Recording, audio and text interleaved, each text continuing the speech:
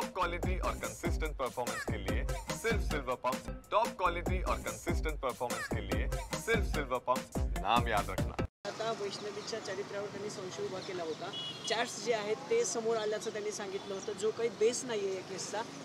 काय वकिलांशी तुमच्या बोलणं झालेलं आहे आणि इथून पुढे तुमची लढाई कशी असणार आहे? आरोपी हा आरोपी असतो, जो गुन्हेगार आहे तो कधी कबूल करणार आहे का मी गुन्हा केला आहे म्हणून? आमची मुलगी गेल्यानंतर आम्हाला न्यायदेवतेवरती विश्वास आहे। पोलीस त्यांचा योग्य पद्धतीने तपास करतायत। पोलीस त्याचा तपास करून निर्णय घेतील आणि ते जे आरोप करतायत ह्यात काही तथ्य नाही आहे।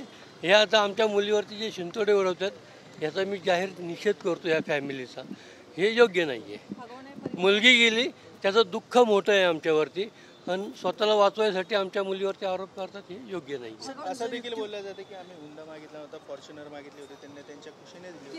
काय नाही, मी पहिल्या बाईटमध्ये पण सांगितलं, मी साक्षीदार आहे स्वतः। त्यांनी 51 तोळे सोनं गाडी ही मागूनच घेतली। सर, पण त्यांचं म्हणणं असं होतं की वकिलांचं की 40 लाखाची फॉर्च्युनर घेऊन आम्हाला करायचं काय, 5 कोटीच्या गाड्या आमच्याकडे। कुठली 5 कोटीची गाडी आहे त्यांच्याकडे? कुठली त्यांच्याकडे 5 कोटीची कुठली गाडी नाहीये। जी एक मर्सिडीज आहे त्याच्यावर एक कर्ज आहे, लोन आहे, ती गाडी ओढून नेली होती असं ऐकलं होतं आम्ही। त्यावेळेला आमच्या भावाने मदत करून ती गाडी ती पुन्हा आणलेली आहे। त्यामुळे त्यांच्याकडे कुठल्या अशा 5 कोटीच्या वगैरे गाड्या आमच्या माहितीने नाहीत। तुम्ही चुलते आहात वैष्णवीचे, जे वैष्णवीविषयी जे बोललं गेलं कोर्टात, तुम्ही स्वतः कोर्टात होतात, काय तुमची पुढची लढाई असणार आहे आता? नाही, याला पोलीस यंत्रणा चालू आहे, पोलीस त्याचा योग्य तपास करतील। या न्यायदेवतेवर आमचा विश्वास आहे। त्यांनी किती शिंतोडे उडवले तरी त्याचा काही उपयोग होईल असं मला वाटत नाही। तुमच्या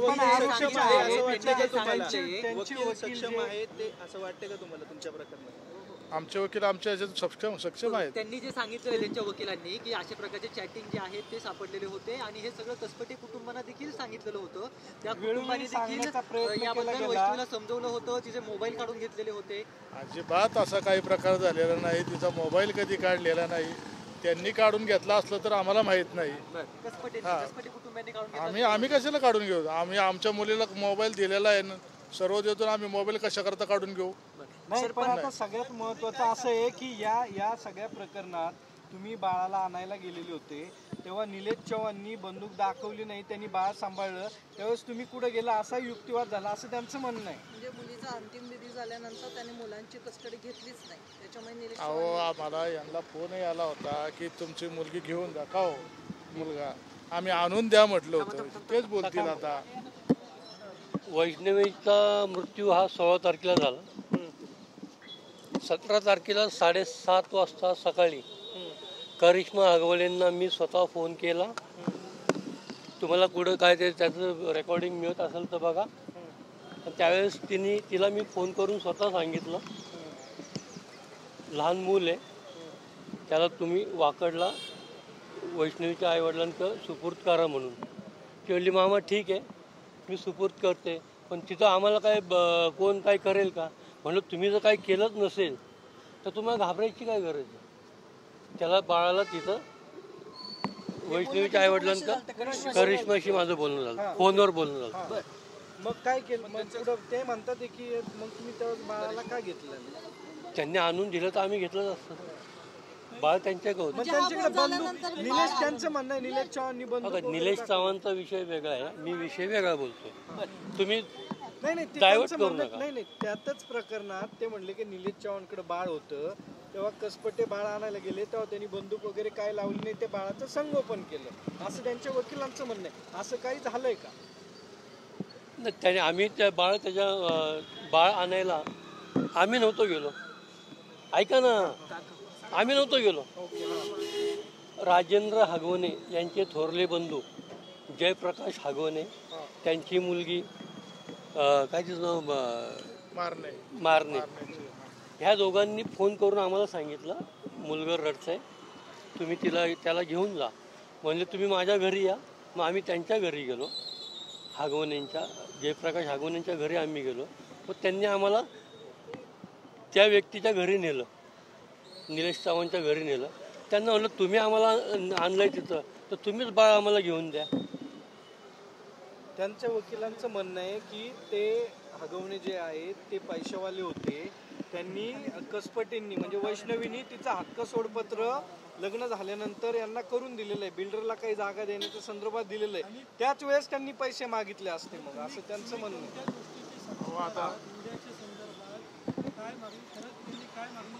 एक लक्षात घ्या, हे लव्ह मॅरेज आहे. लव्ह मॅरेज आहे हे ना, यांनी लव्ह मॅरेज एकतर्फी केलं का?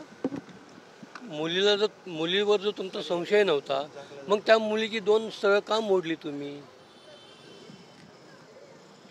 मग तुमचं लव्ह मॅरेज होतं, मग तुम्ही त्यांच्या पैशावर बघूनच लव्ह मॅरेज केलं ना.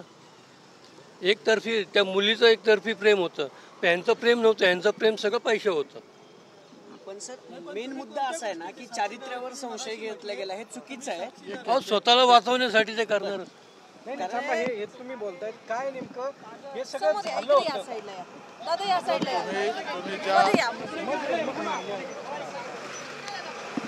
तुम्ही जो मुद्दा काढला ना की ते हक्क सोड केलं होतं वगैरे वगैरे, तर मी हे सांगेल की त्यांनी ज्या अनाठाई मागण्या केल्या होत्या याकरता आम्हाला एक बिल्डर गाठून त्याच्याकडून ॲडव्हान्स पैसे उचलावे लागले. बिफोर